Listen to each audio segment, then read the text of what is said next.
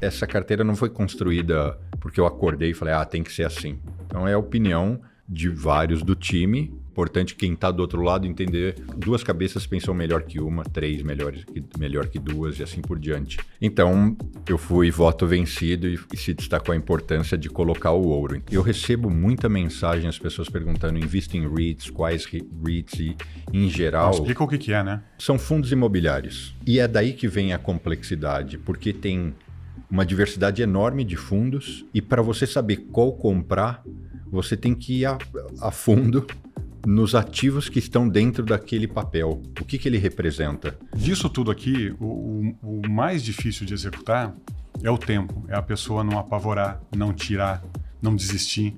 De novo, tem uma série de pesquisas que mostram que a ação do investidor quase sempre é contra o seu próprio benefício, né? É antinatural. Ele tira quando as coisas estão baratas e tende a investir quando elas estão caras. Está começando mais um Wall Street Cast, aqui direto de Nova York, no nosso estúdio na Times Square. Sejam todos muito bem-vindos. Obrigado pelo carinho e pela audiência. Eu sou Bruno Corano. Se você ainda não segue o canal, aproveite agora. Não esqueça de acionar o sininho. E se você puder já deixar o seu like, eu agradeço muito.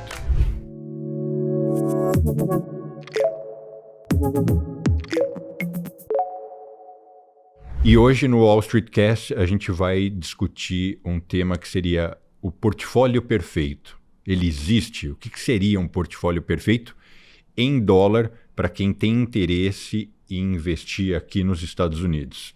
Para isso eu recebo mais uma vez meu parceiro, amigo Danilo Santiago. Bem-vindo mais uma vez. É um prazer estar aqui junto com você. Acho que dispensa apresentações. Para quem tem assistido os episódios, eu muitas vezes faço uma apresentação longa do Danilo e explico a representatividade dele, a importância, o histórico, 30 anos de atuação, engenheiro pela USP, MBA em Colômbia, trabalhou na McKinsey, se tornou um grande gestor em equities aqui nos Estados Unidos. E eu convidei ele para derrubar aqui as minhas teses ou ser o corneteiro da... O chato, né? Você vai falando aí, eu vou... Exato. O corneteiro da vez. Bom, a primeira coisa é que falar que existe um portfólio perfeito não existe, né? Por isso que a gente chama de portfólio quase perfeito, que é até o que eu coloquei nessa pequena apresentação que a gente montou só para guiar e ilustrar aqui o nosso papo. Por que quase perfeito? Porque a gente não tem, nem nós, nem ninguém, a absoluta capacidade de prever o futuro com exatidão. Então, a gente usa parâmetros, fundamentos e uma série de outras coisas que indicam que esse caminho tende a ser o melhor caminho a ser escolhido nesse momento. Mas só com o tempo isso pode ir sendo validado e redirecionado, inclusive. Então, esse portfólio quase perfeito, ele pressupõe que você... É uma estratégia, nesse caso, para alguém que vai ficar poupando por algo em torno de 20 a 35 anos.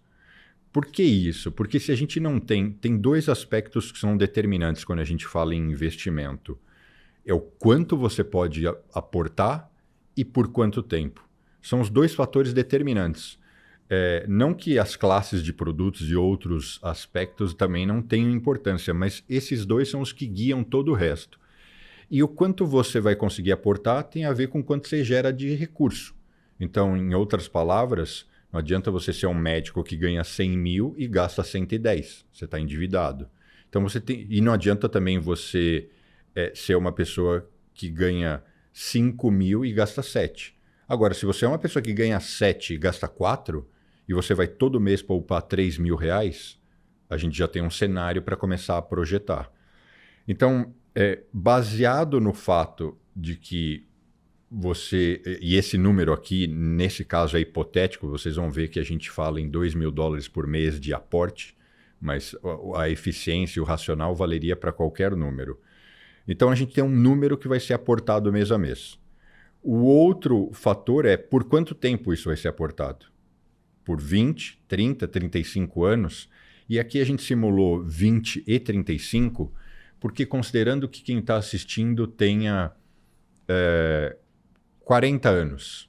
e a pessoa fala, vou poupar pelos próximos 20, então aos 60 eu terminei essa missão. Ou talvez ela vá poupar até 25. Agora, se quem está assistindo tem um pouquinho menos, a pessoa tem 30 anos, 35 anos poupando, ela vai ter os 65, que hoje é tido como a idade da aposentadoria, algo que já não é um padrão. Inclusive a Dinamarca, um dos países mais ricos, está elevando a aposentadoria mínima para 70. Não sei se você viu isso. Tá todo mundo, né? Porque tudo quanto é país está quebrado, prometeram um monte e a conta não fecha. Então, talvez vai ser mais se você tem 30 anos hoje, provavelmente você vai trabalhar fácil uns 40, 50 anos. Vai saber o que vai acontecer com a longevidade, né? A gente tem vivido cada vez mais. Mas tem que pensar em muito longo prazo. Para efeito de cálculo, a gente tinha que usar aqui algum parâmetro. E, no pior das hipóteses, você vai trabalhar mais e não menos, é o que a gente espera. Então, ou seja, você só vai ter tempo para enriquecer ainda mais. É lógico que a gente não está levando aqui em consideração aspectos como quem me diz que eu vou conseguir nos próximos 35 anos poupar o mesmo valor que eu poupo hoje. Talvez eu possa aumentar, talvez em alguns momentos ele vai diminuir, porque eu posso perder meu emprego, a minha empresa faliu e eu vou reinventar outro negócio. Então, é lógico que a gente tem que abstrair essas inúmeras variações, senão a gente não consegue, pelo menos, apresentar um cenário do que seria um portfólio quase perfeito. E aí, quando a gente começa a descrever isso, quais são os objetivos desse portfólio, que a gente chamaria de quase perfeito? Um crescimento real de 7 a 10% ao ano, lembrando, em dólar. O que é real? É descontando a inflação. Então, assim, a gente operou 10% de ganho e a inflação foi 3%, o ganho real foi 7%. Então, de 7 a 10% de ganho real em dólar é bem significativo. Nos mundos de hoje, as pessoas ficam nessa coisa de cryptocurrency e outras coisas e acham que elas podem esperar 20%, 30% ao ano de forma regular. Já vou começar a ser corneteiro. Pode começar. Isso não existe, né? Assim, em um ativo novo, uma empresa nova que sai quase do zero, conquista um monte de market share, você faz a conta olhando para o passado, você pode até chegar em números dessa magnitude. Mas, na média, você não vai primeiro acertar quais empresas vão ter esse crescimento absurdo. E a economia não cresce. E mesmo que você pressuponha, vai ser essa empresa, vai pôr toda a sua grana lá, você também tem que ter... Exatamente, não vai. Aí você vai... Então, a diversificação também traz a proteção e anula a possibilidade de concentração. Porque senão você teria pessoas com um monte de dinheiro e outras sem nada. E outras falidas. Que tiveram o mesmo nível de receita e tiveram a mesma propensão a poupar. E seria meio injusto isso, né? Então, no final, ninguém concentra tanto assim. Pode até dar sorte, mas esse não é o objetivo. Então, retorno de 15%, 20%. O Warren Buffett tem 12%. Então, é assim, enfim, não... E é fato, quem acompanha minhas postagens no Instagram ou mesmo outros vídeos, é fato que em alguns anos o mercado está propenso, ele está mais agressivo, mais aquecido e os retornos são maiores. Então a gente teve, por exemplo, 2024, vários clientes que conseguiram 17%, 23% no ano. Mas naquele ano, já esse ano as coisas já não estão tão bem. O fato é que quando a gente esticar a linha e olhar em 10, 15, 20 anos, o retorno médio dele, se ficar nesses 10% reais, já é excepcional. O outro item que a gente considera aqui é uma carteira com volatilidade controlada com proteção. Porque a gente pode não ter certeza do que vai render muito, mas a gente tem um indício muito forte do que não vai evaporar ou despencar de valor. Então, tem ativos que têm mais previsibilidade e outros menos. Então, como aqui a ideia é uma carteira de longo prazo, é uma carteira assim, vai poupando os $2.000 por mês e esquece. Vai cuidar da sua vida. Ah, mas eu também preciso de dinheiro para outras coisas. Vão ter que ser outras gavetas. Isso aqui é sua aposentadoria. Esse é o modelo racional para essa carteira que foi construída. Então, considerando esse longo prazo, se procura ter uma proteção contra a extrema volatilidade. O outro aspecto, geração de renda crescente e reinvestimento dos próprios ativos, diversificação global, setorial e por tipo de ativo. Vocês vão ver que conforme eu for apresentando, vai ter esse detalhamento. E, por fim, é uma carteira que tem simplicidade de execução. São ETFs e ações americanas. Basicamente, só isso. Não tem uma série de outros produtos e tem que ficar montando posições e saindo. Isso traz economia e traz vários outros ganhos. Mas não significa que pelos 35 anos a fotografia vai ser sempre essa. Um cliente nosso que assista esse episódio e diga, eu quero essa carteira. Primeiro que vai depender de uma análise muito mais complexa e profunda de 99 perguntas que eu pessoalmente faço para os clientes para entender qual é o momento de vida, intenção, experiência, idade, renda, para a gente adequar. Isso aqui é uma base, né? Um modelo base. E aí, dependendo da pessoa, lógico, talvez a gente não concentre 100% nessa carteira, mas como eu disse, é um ponto de partida. E aí, pensando nisso, isso traz simplicidade e execução. Então, a estrutura são 5 baldes, 5 cestas. A primeira cesta, 50% de todo o seu dinheiro, então a gente falou $2.000 por mês, que você vai guardar.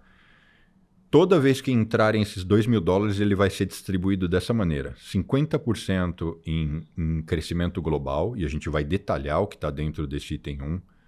20% em ativos de dividendos crescentes. 3% em proteção, 20%, que é o item 3, em proteção e estabilidade. 7% em investimentos alternativos e estratégicos. E 3% em inovação e disrupção. Então, essa é a cara, mas até aí a gente não apresentou nada, porque a gente não está dizendo o que está dentro do item 1. E aí que a gente vai agora, de fato, que eu vou dar munição para o Danilo questionar aqui. A cesta número 1, que é crescimento global, a gente estruturou essa carteira para que ela tenha 30%. Essas siglas que vocês estão vendo são ETFs. Para quem não sabe o que é um ETF, aí fica à vontade, Danilo, porque cada um explica de um jeito. De uma forma muito simples, um ETF é um catadão de coisas. São várias ações dentro de um único índice ou um único papel. Então, se você quiser comprar empresas na área de energia, em vez de você sair comprando 10, 20 ou 30 empresas, você compra um ETF que representa aquele setor. Então, os ETFs podem representar setores, ativos e outros diversos modelagens, porque às vezes pode ser setor e ativo e combinações. Como é que você costuma explicar hoje, o que é ETF?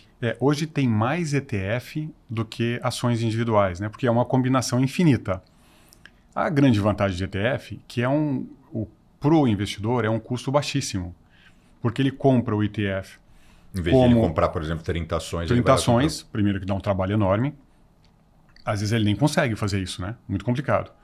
E ele compra como se estivesse comprando uma ação, porque às vezes fica tudo meio perdido na história. Detalhe, né? Para os nossos clientes, até isso a gente cuida para ele, né? A gente mesmo vai lá e com consentimento, com acompanhamento, com alinhamento prévio, mas a gente vai lá e faz a isso é super comum aqui, né? Então, para os meus clientes que eles abrem uma conta no Interactive Brokers que eu uso, eu tenho autorização de trading. Mesma coisa para você, com os clientes que têm outras contas que você gerencia isso. E por que ETF realmente cresceu muito nos Estados Unidos? Porque antes tinha os fundos. Antes de fundo não tinha nada. Você tinha que comprar ação individual com o seu corretor, aquele cara gritando ali no telefone, antes do telefone lá na bolsa, aquela coisa maluca. Aí se desenvolveram, né, a indústria de fundos. Mas fundos ainda nos Estados Unidos, literalmente você mandava um cheque para eles e eles investiam naquele fundo e você recebia uns papéis dizendo que aquilo estava investido. Não tinha como acompanhar. O ETF está lá como se fosse uma ação. Então é muito mais fácil. E você pega os custos de trading hoje, que você tem... Olha que conversa interessante que eu tive. Como ter a estrutura certa e os tipos de brokers que você usa faz diferença.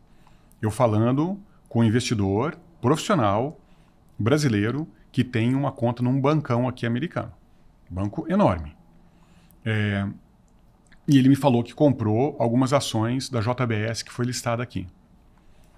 E eu perguntei para ele, quanto é que você pagou para comprar essas ações? Qual foi o FII que o JP Morgan te cobrou? JP Morgan é o tal do bancão. Ele falou 6 centavos por ação. Isso é 18 vezes o que cobra o Interactive Brokers. Olha que coisa incrível, né? Então, mesmo com toda essa tecnologia, ainda tem banco enorme cobrando. Como pode cobrar 18 vezes? Imagina você indo comprar um carro, uma passagem aérea, e você fala pro cara do celular, eu paguei 18 vezes. Mais caro. É uma afronta, né? Então, o ETF vem nessa onda de eficiência por causa de computadores e é um instrumento fantástico. Bom, e aí a gente selecionou, então, com essa distribuição nessa cesta de crescimento global, que vai representar 50% de todos os seus aportes. E dentro desses 50%, 30% em VTI, 10% em VXUS, enfim, estão aí as siglas e a distribuição. O detalhamento do que são esses ETFs, a gente não vai conseguir fazer em um episódio, senão ficaria um episódio de 3 horas. Mas aí tem um breve resumo, né? Total US Stock Market é que representa, de fato, as ações americanas. Mercados fora dos Estados Unidos é porque esse ETF congrega, embora esse ETF seja tradeado, comprado em dólar na Bolsa Americana, ele representa ativos que te expõem a mercados externos, não só o americano. Então, por exemplo, recentemente a gente viu a Europa tendo uma boa performance, então capturando esses outros mercados, e aí são inúmeros, tem Ásia, Singapura e vários outros. O QQQ é um ETF super famoso, que ele basicamente é um ETF de tecnologia, ele acompanha o índice Nasdaq 100, e o XLV, um ETF do setor de saúde. Tem uma lógica por trás disso, que é apostar nos mercados e na distribuição que a gente acredita que tem o maior crescimento nos próximos anos. Alguma crítica em relação a essa parte? Eu acho que o comentário aqui, se eu soubesse projetar mercados inteiros, né, no outro episódio, se eles assistirem sobre a minha metodologia, né, vão ver como eu concentro em algumas coisas. Então, tem que olhar para o que eu estou falando com esse viés, sabendo desse meu viés. E eu invisto em empresas... Mas o que você quer dizer? O seu viés de que você não acredita numa diversificação sem análise individual? Não é que eu não acredito. Não, a diversificação está correta. É que me deixa extremamente tenso, né? Porque eu não sei exatamente... O que vai acontecer. Exato. Ou que você está comprando. Total US Stock Market, né? São acho, quase 5 mil, 4 mil e tantas empresas. Só que esses índices geralmente são market weighted. O tamanho da empresa é maior do que a empresa menor. Então não é dividido igualmente. Em 1 sobre 4 mil, né? Não é isso. Existem ETFs que fazem isso. Tem o S&P 500 equal weighted. Então tem de tudo. O que é... Mas que geralmente, nos últimos 15 anos, ele está sendo espancado. Por causa essa incoerência das Big Techs. Das Big Techs. Então, que chegaram a representar 37%, eu acho, do S&P. Do Nasdaq, então, 100, com certeza mais. E aí, se a pessoa quer fugir da exposição a uma Big Tech, aí eu já acho que... Aí é onde vem a sofisticação, né? Isso aqui é um portfólio, vamos dizer, plug and play. E super eficiente em termos de custo, né? E se é uma coisa para ter diversificação, é o jeito certo de fazer. Mas sempre fica aquela coisa, se você olhar o mercado americano, que é uma parte grande disso, porque os Estados Unidos teve uma dominância nos mercados nos últimos 15 anos incrível. E de fato, teve uma... Não é só de precificação. Que empresa europeia de tecnologia você usa? Só porque você está falando e eu estou pensando. Quando a gente construiu esse teórico portfólio quase perfeito, foi pensando em aportes dessa magnitude. E foi pensando que, como é um planejamento de longo prazo, por mais que os ativos possam ter correção, existe um entendimento que ele vai ter certamente uma valorização ao longo desses 20, 35 anos. Então a carteira ela vai estar pronta para ter quedas e retornos, drawdowns e tempo para ela recuperar. É lógico que chegando no fim desses eventuais 20 ou 35 anos, essa redistribuição tem que mudar. Então ela tem que se preparar. Porque não dá mais tempo de recuperar. Não dá mais tempo de recuperar. Quando ela tem 75 anos, ela não pode ter um drawdown de 40% e esperar uma década. Vai morrer sem dinheiro. Exato. E aí ele começa a usar, né? Também. Tem isso também. E aquilo vai te impactando. Então, assim, o assunto é um pouco complexo, né? De mostrar os fundamentos assim tão rapidamente, né? Mas... Com certeza. A cornetada que eu daria é: os Estados Unidos teve um sucesso tão amplo nos últimos 15 anos que replicar esses retornos, assumindo esses retornos de 15%, 20%, eu mostrei um gráfico na nossa outra conversa, né? Desde 2005, o retorno anualizado das Magnificent Seven, né, dessas mega empresas de tecnologia nos Estados Unidos, foi quase 30% ao ano. É uma coisa anormal, e isso puxou todo o índice. Mesmo essas não 7, porque elas arrastam várias juntas, né, nesse processo, foi de 14%. Então tem uns retornos nos Estados Unidos muito amplos, muito, muito altos. E tem um cidadão que faz algumas contas interessantes, esse tal de John Husman, que a gente estava conversando ontem. Ele faz um ratio do valor do mercado americano versus o tamanho da economia. E a gente está num momento tão alto quanto 2029. Então eu falo, olha, mostra, vamos abrir esse gráfico. Dá até para mostrar. Depois alguém pode... Esse gráfico que você colocou na tela aí é, na verdade, uma medida do tamanho do mercado de ações americano versus o tamanho da economia. Então, tamanho em termos de valor. De valor. De então, ativos. De valor dos ativos. Então, imagina você pega uma medida e fala, quanto vale o mercado americano? X. De todas as empresas juntamente consolidadas em um único número. Ali, antes da crise de 29, tinha um valor enorme. Exato. E aí você divide pelo tamanho da economia. E este é o gráfico. Então, quais são os 3 picos que você tem? 29.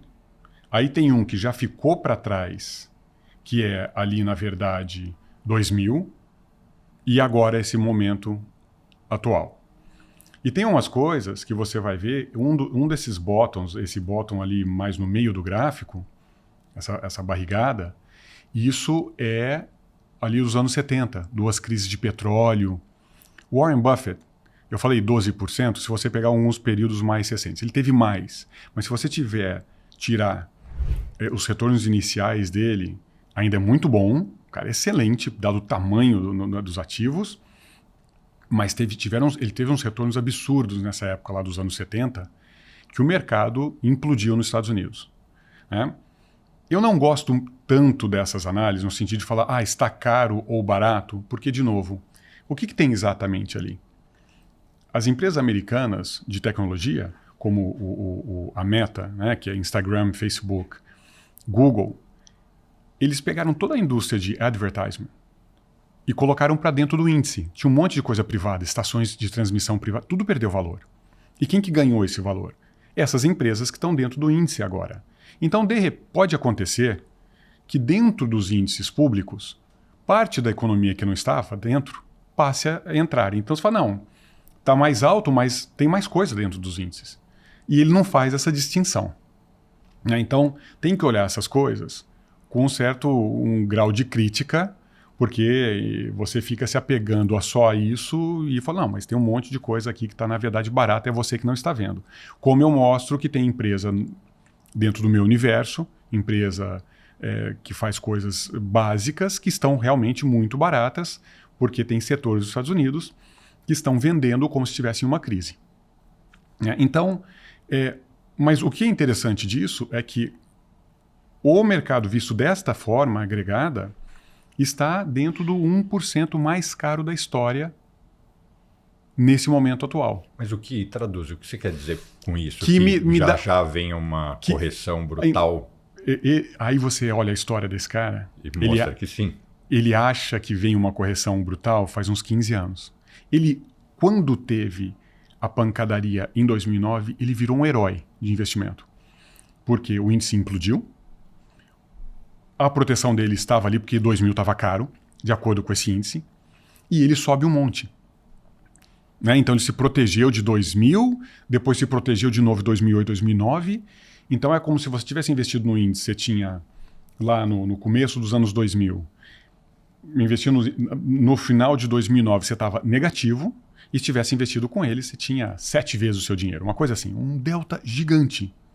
Ele perdeu todo esse delta. E o S&P passou ele e ele, na verdade... Ficou pelo caminho. Então precisa tomar cuidado que não necessariamente vai funcionar. Mas quando você vê esse tipo de valorização versus a economia, e quando eu falo economia, é economia americana. Então, mas é que isso que você está falando pode dar um nó na cabeça das pessoas. É que isso é a gestão ativa. Isso são as pessoas que precisam estar envolvidas no processo para procurar proteger as decisões do cliente. Exatamente, porque isso tudo é extremamente complicado. Né? Já complica a gente que está nessa indústria. Porque não tem problema. Do mesmo jeito que ele acertou em um momento e errou em outro, ok. Mas o que não poderia era alguém estar 100% alocado só com ele. Porque ele realizou um ganho e uma perda diferente da sua estratégia e diferente de várias outras. Então, e daí que eu acho que vem a importância de um portfólio manager em estruturar isso para o cliente de uma forma que não permita ele ir por 2 pés numa mesma canoa. Né? Com certeza, porque até uma pessoa... Se você entrar no website, a pessoa quiser olhar o que ele escreve, é super bem feito. E ele faz isso há 25 anos, né? O interessante é ver uma pessoa tão preparada que parece fazer umas contas tão bem feitas e de muita sensatez ser atropelado por um mercado. Ele tem bilhões, né? Em gestão. Já teve mais. Já teve bilhões. Agora, ele ainda tem uma quantidade boa, mas ele, enfim, se reduziu a um tamanho, uma fração do que ele era. Né? E isso é comum também nessa indústria. Né? Alguém que pega um viés certo... Surfa aquela onda até chegar e a coisa... Exatamente. Então, se você investiu nos Estados Unidos, no setor de tecnologia, nos últimos 15 anos, 20 anos, você só acertou. Mesmo ali com a bagunça de 2008, 2009, cai um monte, mas aí cai tudo ali. Cai tech cai tudo, né? Ou seja, se você evitou 2000, investiu depois da queda, né, lá em 2005 mais ou menos, você teve 20 anos de retorno acumulado absurdo. Então você imagina, 20 anos é uma vida profissional. Né? Por isso que é tão difícil, quando a gente fala de portfólio, você colocar isso tudo em perspectiva, porque dá para você ficar 20 anos certo só em uma direção, em um ativo. Né?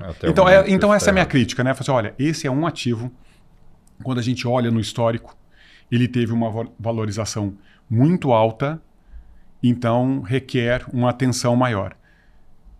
E até o que você vai fazer com essas alocações pausadas ao longo do tempo pode, inclusive, ajudar muito e vai ajudar nessas correções. Por quê? Porque você não vai alocar tudo de uma vez, num momento só. Isso é o que ajuda esse tipo de portfólio.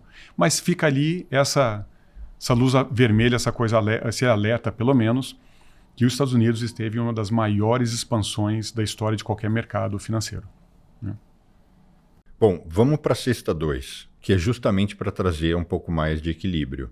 Então a gente propõe que 20% de tudo que essa pessoa poupar seja concentrado nesses papéis que que têm o histórico de dividendos crescentes, empresas ultra qualificadas. Então são esses 2 ETFs, 10, destes 20%, 10% nesse ETF, nesse primeiro ETF, que, como eu disse, quem quiser entender o que está dentro do ETF é só pesquisar na internet ou marcar uma conversa rápida com qualquer um dos nossos economistas para bater um papo e a gente explicar um pouco mais com muito mais propriedade, né?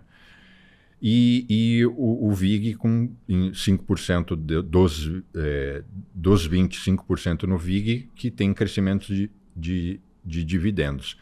E a gente fez uma seleção dos outros 5% de ações específicas. E aí, como você pode ver, tem Procter & Gamble, McDonald's, enfim, empresas que têm um histórico... Coca-Cola, Pepsi, isso. Empresas que têm um histórico de muita solidez e de geração de dividendos. E elas conseguem pagar dividendo porque, de verdade, elas geram um monte de caixa. Né? Todas que estão nesses ETFs e essas individuais. Isso aqui é o seguinte, isso aqui é o que não vai rentabilizar um monte, mas também não vai de forma alguma desaparecer. Isso aqui é o seguro e certo de longo prazo. E aí a crítica que... devagar e sempre. E a crítica, o pessoal pode até pegar o gráfico que eu mostrei na outra apresentação, que é o que aconteceu com as empresas de tecnologia em 2000 versus empresas parecidas com essas. Né? Ou seja, em 2000, aí tem, de fato, um estouro da bolha de internet, onde um grupo de empresas excelentes cai 75%, e esse tipo de empresa não cai, sobe. Porque aí gera um pânico num setor específico, e isso é realocado. As pessoas têm... Obviamente, o dinheiro não some do mercado de ações, né? Porque se você vendeu, alguém comprou. Então alguém fala, não, tem dinheiro... Ele só troca de mão. Só troca de mão. Só que quando tem muito fluxo em um volume, só em uma direção, é óbvio que afeta o preço. Né? Porque é assim que o mercado é feito. É por volume, alguém literalmente querendo comprar mais ou vender mais daquele ativo. Então essa parte do portfólio, mesmo que tenha uma crise econômica com o setor de tecnologia, que é um setor super importante dos Estados Unidos, tendo dificuldades, ele ainda pode subir. Não é garantido, mas pode. Como a gente vai carregar essa imagem, vamos explicá-la rapidamente. Supondo que a pessoa tivesse investido $1 milhão ali no ponto zero, que é quando começa o gráfico, está pequeno para mim, mas o gráfico começa ali em 2000, né? Isso é 2005. 2000, desculpa. 2000. Março de 2000. Aí a linha azul são as empresas de tecnologia, são as 7? Não, essas não são as 7, são as empresas de tecnologia da Apple. Da época, é mesmo. Então vamos reexplicar isso, porque nem todo mundo vai para o outro episódio. São as empresas de tecnologia que na época davam a entender que iam ser a bola da vez, as empresas do futuro, e tinham empresas que eram a bola da vez que você excluiu, que são as que nem sobreviveram até hoje, ou seja, ficaram pelo caminho. Exato, foi uma seleção que eu fiz pensando no seguinte, quem era tido como empresa de tecnologia, que ia ter muito sucesso, que não implodiu, que está viva até hoje. Tá? Então eu já tirei quem realmente foi para zero. O que na época não se sabia. Exato. Todo mundo achava que todas elas iam dar certo. E a linha cinza? Isso. Então essa só para falar dos nomes, quem eram, né? Para as pessoas verem.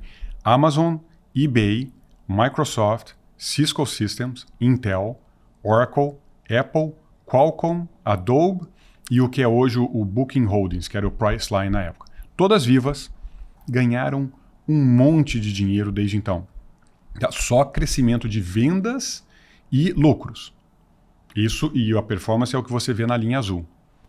Que caiu muito, até recuperou, mas não chega nem perto de quem tinha o mesmo dinheiro ou eventualmente optou. Vamos supor que eram duas pessoas. Você optou pela linha azul e eu pela linha cinza. Exato. Você foi espancado. Chegaria lá no final de 2002, eu teria $25 de cada 100 investidos e você teria... Ou seja, 75% a menos. A menos. Você imagina, que pânico. E eu... Se você teria uns 125. E eu 25 a mais. 25 a mais. Mas em relação ao que eu tenho, você tem 5 vezes mais. Sim. Isso é o que o Hussman fez, na verdade, acabou fazendo... Em 2009. Em 2000 e depois de 2009 ele faz mais um pouco. Então, por isso que esse cara era um herói. Mas e olha que interessante. Mesmo essas empresas que eu listei o nome das 10, de novo, empresas fantásticas. A Apple ia criar o iPhone, ia fazer um monte de coisas e ressurgir das cinzas. A Amazon crescendo, dominando o setor de retail, todas elas. A Cisco System vendeu um monte de sistema. Você teria, lá em 2006, isso tudo está incluindo dividendos, você estaria no 0-0 em 2006. E aí a outra pessoa teria o dobro, 6 anos depois. Uma pequena interrupção. Eu tenho notado que a maior parte da nossa audiência, dos nossos episódios do Wall Street Cast, elas não seguem o canal ainda. Então eu queria pedir para vocês não esquecerem de seguir o canal, acionar o sininho, assim vocês vão ser avisados sempre que a gente publicar os novos episódios. Obrigado. Continuando, a cesta número 3 é justamente para trazer ainda mais proteção e estabilidade. Então, outros 20% do valor aportado, nós dividiríamos 10% em Treasury Bonds de longo prazo, 5% em títulos também americanos indexados à inflação e 5% em ouro, que eu particularmente tenho uma boa resistência, mas essa carteira não foi construída porque eu acordei e falei, tem que ser assim. Então é a opinião de vários do time, a gente monta um comitê, como a gente às vezes, no bom sentido, briga, que esse é o importante, quem está do outro lado entender que são duas cabeças pensam melhor que uma, 3 melhor que 2 e assim por diante. Então eu fui voto vencido e se destacou a importância de colocar o ouro. Então essa é a cesta 3. E você sabe que é super interessante porque aqui nos Estados Unidos tem o tal do 60-40, né? Para você, coloque 60% em equities, 40% em treasuries. Se você tirar treasuries e colocar ouro, isso não é análise minha, isso de outros gestores que eu vi, dá quase a mesma coisa, ele faz o mesmo papel. De novo, pode ter sido coincidência que ouro deveria seguir o custo de extração. Por qual tempo é de medição? Você lembra que... Foi o Matt Faber que fez isso. Mas 30, 40, décadas. 50 anos. Porque ele é um quant, né? Então ele pega esse tipo de análise, ele faz em 2 segundos, né? Tudo com... Ele tem acesso a bases de dados enormes, programação, etc. E é super interessante, porque provê a tal da diversificação. E esse tipo de coisa funciona, pelo menos para que o drawdown seja menor e a pessoa não pare de investir e apavore. Desculpa eu interromper o seu podcast, um aviso importante. Mesmo depois que eu me despedir e encerrar este episódio, fique na transmissão que eu vou dar um recado importante. Obrigado. E aí a gente vai para a cesta número 4, que são alternativos estratégicos, 7% do aporte. Então aí sim tem os REITs, e eu vou parar aqui para a gente já discutir um pouco sobre isso, porque eu recebo muita mensagem, as pessoas perguntando, invista em REITs, quais REITs, e em geral... Explica o que é, né? São fundos imobiliários.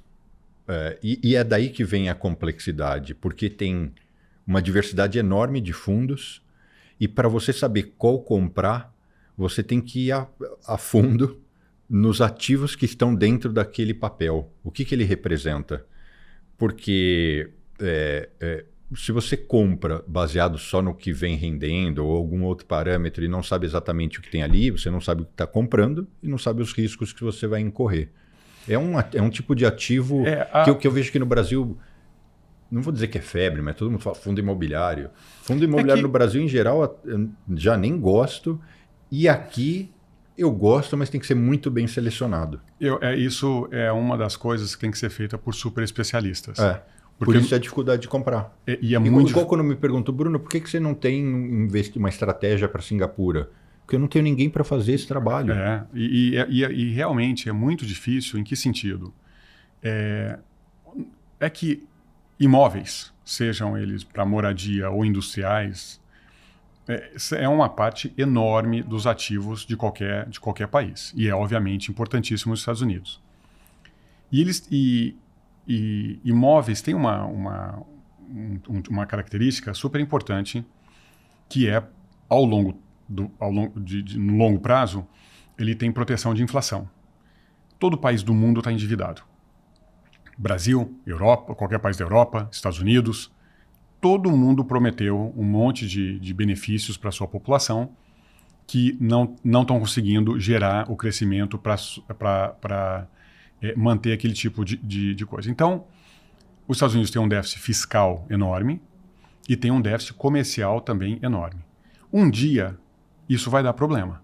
Então, não sei se você viu o Jamie Dimon do JP Morgan. Sim, falando que falando, vai ter um foi crash. super interessante que ele estava numa apresentação, num evento, e olha para a plateia e fala, eu estou falando para vocês, meus reguladores, então ele sabia que tinha gente ali, né, dos órgãos reguladores dos bancos, que vai dar problema, eu não vou entrar em pânico porque a gente está preparado, mas vocês vão. Olha que coisa, né, enfática. Né, vai dar problema um dia. Então, o jeito que nação endividada resolve problema de endividamento sempre foi na história por impressão de dinheiro. Imprimiu, gera inflação. A gente sabe disso. REITs seria um dos papéis que deveria, se bem comprado, gerar essa proteção. Gerar essa proteção, porque os ativos vão sendo corrigidos. Mas como você disse, é tão difícil, porque cada REIT, cara, é uma combinação de ativos que vai saber onde eles estão. Que prédios são, aonde estão, que interessa, né? E mesmo que você leia e saiba, eu já estou sabendo quais prédios são, mas e qual a realidade daquele mercado? Qual a perspectiva de longo prazo? Manhattan, que teoricamente era o centro do universo, do mundo, virou um mico. Os prédios de escritório estão todos vazios, tem todo mundo... Aqui no Midtown, incrível. E a gente fez um episódio sobre housing, e casas e imóveis em geral nos Estados Unidos, preços altíssimos. E tem fundos de REITs que tem casa dentro. E aí, o que vai acontecer? Então, enfim... Quando sofrer uma correção, eles podem despencar. Em termos reais, exato. Ele pode até estar lá, ele mantém o valor em termos nominais, mas em reais pode ser uma tragédia. Enfim, mas aí, de novo, isso aqui é um ETF, ele congrega vários REITs, e como é uma estratégia de longo prazo, por mais que tenha esses solavancos, a ideia é que ele vá prosperando no longo prazo. O ETF seguinte é crédito privado, e depois empresas de energia. Por fim, aí sim um setor que eu gosto muito, que é de... Aqui está escrito utilidades, que são utilities.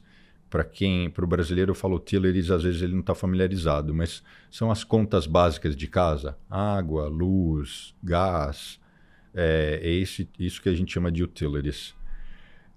E a sexta, número 5, que é a última, só isso aqui dá um episódio. Nossa, só esse segundo dessa sexta, aquele 1% aqui, ó. Basicamente, a cesta número 5, como já está escrito, né? Inovação e disrupção. Por que isso? Porque algumas áreas, como por exemplo computação quântica, por mais que seja só 1,5%, 1,5% da carteira, ela pode eventualmente gerar um múltiplo de retorno estratosférico. Ela pode ser uma das só para ficar mais fácil para as pessoas entenderem, uma das próximas NVIDIAs pode estar aí dentro, tem tudo para estar aí dentro. Então, um bom ETF como esse que a gente propôs, ele procura tentar fazer com que, em vez de você comprar uma única empresa de computação quântica ou eventualmente tentar descobrir quais são as 10, ele faz essa diversificação e vai conseguir tirar ali um mediano, e que se esse número subir muito, a média já vai ser bem alta. A gente nunca falou sobre isso, eu converso muito sobre isso com o resto da turma. Bom, isso, obviamente, é o oposto do que eu faço, né? Eu faço o cara que vende cimento, caixa de papelão, fabrica caminhão, pneu, enfim, né? Mas, obviamente, isso, a nova Magnificent Seven vai sair, um dia ela vai ser nada, né? Ela vai sair do nada e vai virar um monstro. Então você faz um catadão geral e tenta capturar parte disso. Um super interessante é esse ARK. Isso aí é o fundo principal, embora não seja minha área, minha área, eu vou dar pitaco, né? Que eu falei, esse aqui, Bruno, você vai falando, eu só vou fazer bagunça no episódio. Isso é da Katie Woods. Ela é engraçado porque ela é um personagem que você olharia pelo histórico dela, não seria tão associado à tecnologia. Não é que ela fundou uma empresa de tecnologia, é uma pessoa que sempre investiu e teve um viés, gerou um viés para esse lado. Durante a pandemia, esse ARK saiu de, estou chutando aqui, tentando lembrar de cabeça, saiu de $20 alguma coisa e foi para 150. E agora quase implode, vai, sei lá, para 20 de novo e deve estar uns 40, 50 agora. O que eu acho interessante é que ela está tentando fazer um bom trabalho em achar essas boas empresas. E é super difícil. E o que eu acho mais interessante é que ela está investindo em ações de tecnologia, mas não são as Magnificent Seven. Eu acho que até Tesla é um monte do que ela faz aí. Ela está tentando capturar o futuro. Né? Isso, mas é super interessante que quando a gente fala do boom que teve na valorização das Magnificent Seven, não é tudo de tecnologia. É um subgrupo de um subgrupo. Isso mostra quão único é o momento. Então, você imagina uma pessoa profissional que fala, olha, eu estou olhando um monte de tecnologia e ela teve dificuldade de participar ou chegar perto do que essas 7 empresas conseguiram. Então, você imagina de novo como é único, né? Todas as histórias de todas as 7 têm uma história absurdamente fantástica de desenvolvimento do negócio. Então, elas são de verdade, mas nem quem estava fazendo só isso numa cesta maior conseguiu acompanhar. Incrível, né? Eu acho essa história incrível. Bom, e aí eu comentei isso, né? Mas aportes mensais constantes e precisa existir rebalanceamento anual, logicamente reinvestindo os dividendos automaticamente, redução gradual do risco após 15 anos, como a gente falou, porque a gente tem que pensar no final desse ciclo. E isso nada tem a ver com reserva de emergência. Importante destacar isso. Quais os resultados que nós esperamos com isso? Para as pessoas poderem tangibilizar. Se a pessoa poupar os $2.000 por mês, todo mês ir fazendo os aportes, após 20 anos, e considerando um retorno médio de 8% ao ano, após 20 anos, essa pessoa vai ter $1.176.000. Após 35 anos, caso ela comece mais cedo ou poupe por mais tempo, ela pula para 4.285.000. Aqui já fica explícito como o juros composto e o tempo pesa. E aí a renda possível aos 65, porque a gente posicionou 65 como o fim desse ciclo. O que diferencia, então, é se você começou com 30 anos ou com 45. E considerando que você vai... E aí tem duas formas. Para quem não está familiarizado a escutar isso, quando a gente monta estruturas, que é a poupança da pessoa para o fim da vida dela, a gente tem duas maneiras. Uma maneira é, depois que ela encerrar ali o trabalho, 65 anos, e ela não tem filhos, não quer deixar nada para ninguém, ela vai torrar, no bom sentido, o dinheiro de forma gradativa. Já a outra maneira é ela falar, né, eu quero preservar o principal e eu quero só tirar o que for possível sem dilapidar aquele patrimônio. Então, esgotando o dinheiro até os 90 anos, a pessoa conseguiria sacar todo mês $24.774, que é uma bela grana, assim, para a pessoa viveria super bem. Nossa, isso é um monte de dinheiro. Muito. Né? Aqui nos Estados Unidos. Viver como rico. Muito.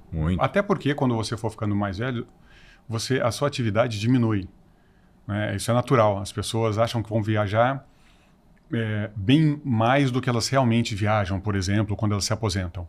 Tem um monte de pesquisa mostrando isso. Também não vai ficar todo dia comendo no restaurante da moda. O que encarece é o custo com saúde e outros cuidados. E provavelmente, né? Mas se você tiver um bom seguro... E provavelmente essa pessoa ela já pagou o mortgage da casa dela, então os filhos já cresceram. Então, se não aconteceu nada trágico na vida, a sua necessidade por mês diminui. E isso, a pessoa tendo poupado 4 milhões. A gente recebeu um cliente novo essa semana, é que eu queria falar até da onde, como, mas aí vai ficar explícito quem é e a gente, logicamente, não pode abrir. Ele ainda é relativamente jovem, tem menos de 55 anos, ele já está com 6 milhões de dólares, a casa paga e os filhos criados. E ele tem ainda receio. Eu falei, cara, o jogo já está ganho. Só não pode acontecer a tragédia. Mas se ele tiver uma boa carteira diversificada, só tragédia, meteoro você mesmo. fala fazer cagada com o dinheiro. Não, e trazer uma tragédia pessoal, alguém fica muito doente, alguma coisa dessa e consome os recursos. Mas ele tem seguro de vida, seguro saúde. Exato. Assim, a chance realmente você tem que dar agora muito azar e é só não fazer uma grande idiotice. Então eu expliquei para ele, cara, o jogo tá ganho, não significa que não pode ser muito bem gerido o recurso, mas a lição de casa foi feita e foi feita em razão da disciplina dele, que eu até me surpreendi. Eu falei, cara, como é que você fez isso? Porque ele é professor acadêmico e eu fiquei surpreso. Preservando o capital, ou seja, você pegando um dinheiro necessário para você viver sem delapidar, você teria uma renda mensal de 17.458 dólares por mês, que também já é uma bela grana. Mesmo aqui, mais do que suficiente. Você investiria nessa estratégia? Você entende porque eu estou perguntando isso? Porque é muito mais complexo ser médico de médico. Exato. Não, esse é o modo correto, né? Você ter os seus ativos em uma gama enorme de empresas e setores pelo mundo, se possível. Obviamente, aqui mundo nós estamos falando para o brasileiro, a realidade dele é Brasil e todo o resto. Que essa sua carteira, né, que você mostrou aqui, é o que não é real. Né? O que não é real em reais, isso que eu quis dizer. A carteira em dólar. Com uma carteira com essa diversificação, os retornos podem ser menores do que você esperava e menos do que você gostaria. Mas a chance de, no longo prazo, isso não estar lá, com esses ativos, como isso tudo foi bem feito... E não estar lá com uma certa boa valorização? É muito pequeno. Né? E esse deveria ser o modo primordial de investimento. Mas, na realidade, você sabe disso. Né? Você olha a carteira das pessoas, às vezes está tudo concentrado em um índice, um país, enfim. Ou pior, ou cheio de tranqueira. Esse tipo, uma carteira como essa, jamais seria estruturada por um profissional comissionado, porque ele não ganha nada com isso. Exato. Então, não ganha nada. Não vai ganhar nada. E a indústria Você entende quando eu falo comissionado? É que você está tão americanizado, é a realidade do Brasil. Isso, o cara que paga por transações. Isso. Ele vende para o cliente o que é bom para ele, não bom para o cliente. Isso e uma carteira como essa não vai gerar ganhos para o assessor. Isso nos Estados Unidos está mudando, mas é impressionante como isso demora. Né? Porque aqui começa mesmo, se você for nos filmes mais antigos, vai ter lá o cara falando que vou ligar para o meu stockbroker. O cara literalmente ligava lá para o Joãozinho. E fazia o stock picking. Fazia o stock. Se você assistiu o Wolf of Wall Street, cara, aquele filme é sensacional. Aquilo é verdade. O cara tá vivo, deu entrevista, ele participa em toda a história do filme. E existe, então... E mesmo assim, a hora que eu contei a história de um mega banco cobrando 18 vezes mais FIIs, pela mesma transação... Isso já não deveria mais existir. Mas sabe por que existe? Desinteresse e desinformação do cliente. E na verdade, eu acho que a pessoa não está nem ciente do tamanho do delta. Porque a hora que fica... Isso, então é desinformação. A hora que ele fica assim, fala, não, como assim 18 vezes? Agora ele foi olhar. Isso, agora ele não faz mais, entendeu? Porque aí eu falei, não. Mas então, se ele não tivesse falado com você, ele talvez passasse mais 10 anos. É um investidor com um certo volume, que vai estar fazendo uma alocação comigo. E eu falei, olha, só por abrir as contas no Interactive Brokers, que é o broker mais sofisticado, eletrônico, acessível que tem nos Estados Unidos. E a propósito, né? A gente não tem relação nenhuma com eles, né? Propaganda aqui de graça para os caras. Como essa pessoa não conhecia essa ferramenta, que na verdade é um broker que nasceu eletrônico há dezenas de anos, né? Ele não está ciente de que num grande banco ele ainda está no modelo comissionado, que o cara do banco quer ganhar dinheiro pela comissão de uma transação. Ainda existe aqui. Tem para quem não sabe, eu escrevo artigos mais de uma vez por semana para diferentes veículos, principais jornais do Brasil, etc. E um dos meus artigos que teve maior repercussão, eu vou deixar ele aqui na descrição para vocês baixarem, que eu explico rapidamente, né, em poucas páginas, como funciona a crueldade dessa indústria, a sacanagem daqueles que teoricamente estão lá para te ajudar e no fundo te ferram. Eu acho que nem para você eu passei esse artigo, mas eu vou compartilhar. Basicamente eu mostro lá como é que a pessoa, como é que a indústria vai lá e prejudica o cliente. Mas enfim, essa aqui é uma carteira sugerida, de novo, para alguém que tem essa longevidade. Agora, tem 1000 variações. É muito difícil também, não existe receita pronta, não existe dieta única. O que serve para um talvez não sirva para outro, depende de muitas variáveis. E para ficar ainda mais claro, imagina que quem nos procure, só porque assistiu esse episódio, fale: Bruno, eu tenho os 30 anos e eu quero fazer exatamente o que você falou. Tem uma série de variáveis que não foram discutidas aqui. Essa pessoa com 30 anos já tem uma casa própria? Não tem? Ela vai precisar poupar quanto a mais do que isso separadamente para que ela consiga comprar essa casa? Ou ela nem quer comprar a casa? Ela pretende ter filhos? Ou ela já até tem 3 filhos e que ainda vão ter que fazer faculdade e querem estudar nos Estados Unidos? Então, assim, depende de uma série de variáveis, entre elas, logicamente, a sua capacidade de poupar. Porque o racional utilizado aqui foram $2.000. E talvez você esteja assistindo e fale: não, mas eu consigo guardar 10. Ok. E outras pessoas podem dizer: não, mas eu consigo guardar 500. O racional pode ser aplicado a qualquer um, mas precisa ser customizado, né? Então isso aqui seria o carro sem você customizar. Se você quer tinta metálica, se você quer qual roda, se você quer banco com massagem, sem massagem. Não, o portfólio tem que estar ajustado para a realidade da pessoa que está fazendo esse investimento, né? E eu acho que disso tudo aqui, o mais difícil de executar é o tempo. É a pessoa não apavorar, não tirar, não desistir. Porque, de novo, tem uma série de pesquisas que mostram que a ação do investidor quase sempre é contra o seu próprio benefício, né? É antinatural. Ele tira quando as coisas estão baratas e tende a investir quando elas estão caras. A forma que a gente consegue minimizar isso, nesses meus anos, o que eu sinto é: quanto mais você educa seu cliente, você cria uma conexão. Porque quando você educa ele no sentido de transferir conhecimento, ele entende muito mais, entende muito melhor o que você está fazendo. Então, a interlocução fica mais fácil. Ele se sente, consequentemente, mais seguro. E aí ele está mais pronto para quando essas situações acontecem. Então, é uma questão de profundidade da relação e criar uma conexão e elevar o nível de conhecimento comum ali entre cliente e a família. E, na verdade, é quase um trabalho psicológico se você tem que fazer com o cliente, em algum grau, sim. Porque fala: olha, agora não é hora de apavorar, é hora de continuar fazendo o seu investimento. De novo, não é fácil, né?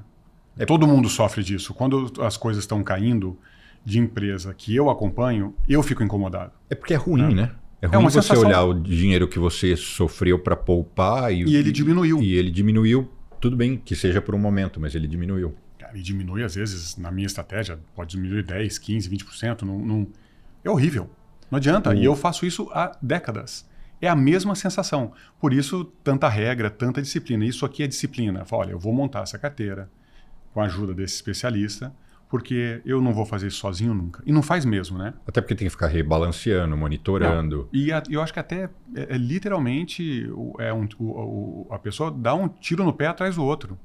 Que é muito difícil fazer isso. É difícil para profissional fazer. Né? E aí eu fiz uma última provocação aqui.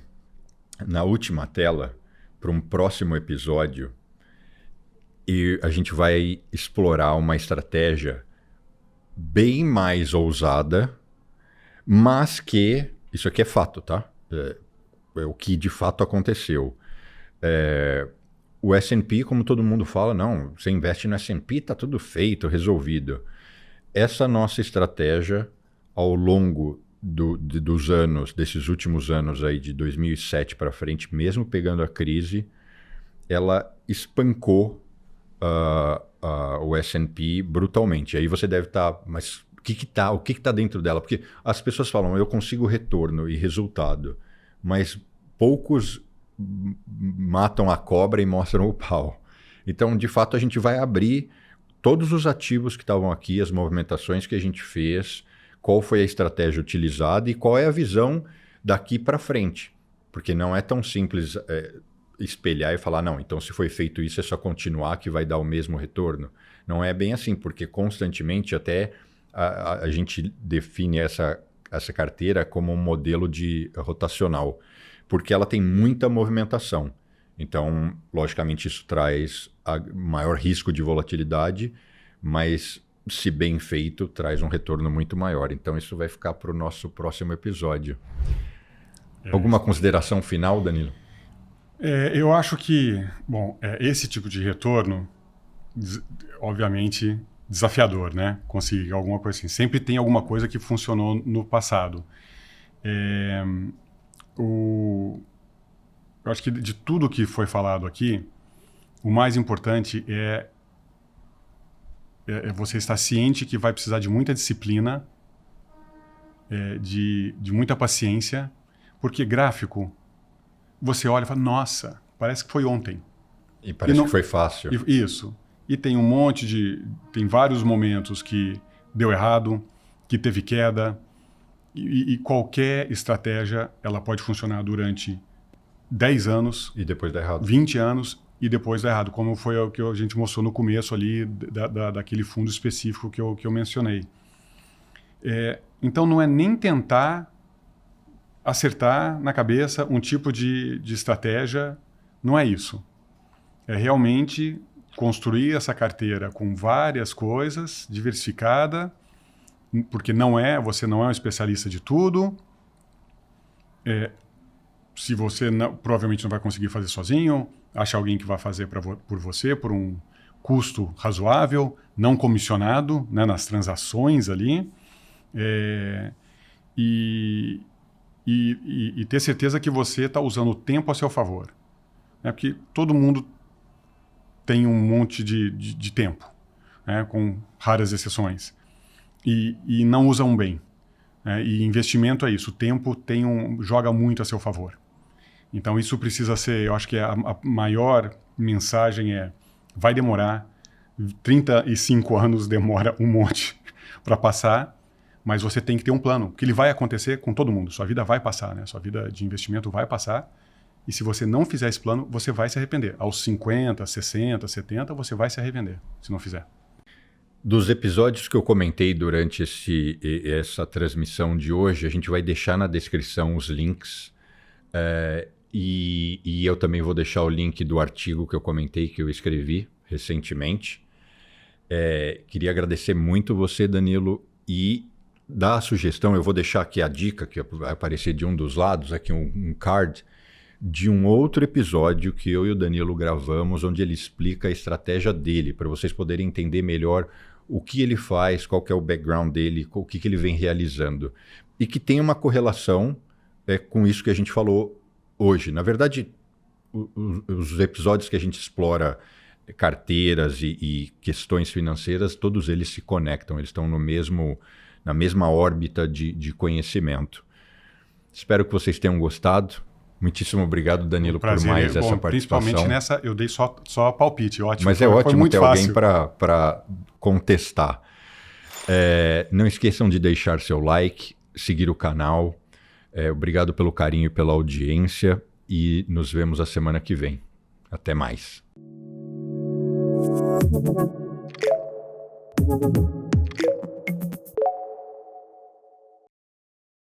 Espero que você tenha curtido o episódio de hoje. Eu ainda vou gravar uma sequência mostrando em detalhes esses ETFs que fizeram parte da carteira que nós apresentamos e por que eles foram selecionados, assim como mostrar diversas outras estratégias e portfólios que nós operamos aqui. Agora, se você ficou interessado em entender mais sobre investimentos, conhecer mais sobre o nosso trabalho, como que há mais de 2 décadas eu e os meus sócios entregamos resultados que nos posicionam entre os top 2% do mercado americano, com inúmeras premiações e um time de profissionais notáveis altamente reconhecido, basta chamar em um dos canais de atendimento relacionados na descrição do vídeo ou até mesmo pela DM do meu Instagram pessoal. Agora, eu quero incentivá-lo e encorajá-lo a entrar no site da Corano Capital, que é coranocapital.com, e se cadastrar para receber a nossa newsletter, porque eu estou muito próximo de lançar uma comunidade de finanças